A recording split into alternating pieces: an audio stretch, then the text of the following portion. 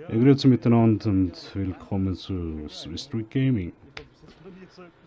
Es tut mir leid, ich habe gar kein, also bis jetzt nur ein Video können uploaden, weil im Moment haben wir ein Problem bei Counter-Strike Global Offensive mit meinen Frames per Second und Scheiß. Sobald ich versuche etwas aufzunehmen, passiert eben genau Gut, das. zum Teil, ich meine, Zum Teil ist es offensichtlich. Das ist schon, ja, nicht mal extrem das, sondern zum Teil ist einfach verdammt komische Leute drunter. Also weißt Ja. auch wenn du zum Teil gewünscht, Ja.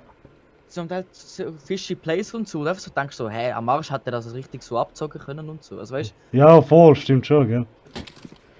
FPS 95. So, jetzt 59. Ich weiß, wie lange ich kann auch nicht mehr meine Bunny Hops machen, Mann.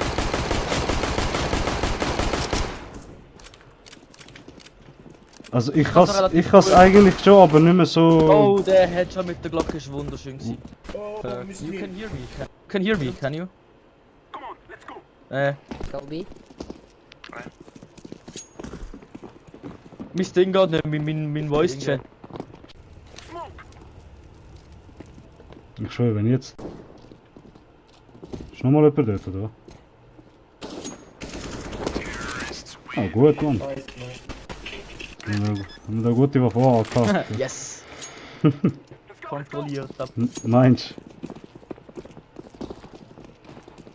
Auf jeden Fall, wenn ihr interessiert sind für mehrere Videos, tun euch abonnieren.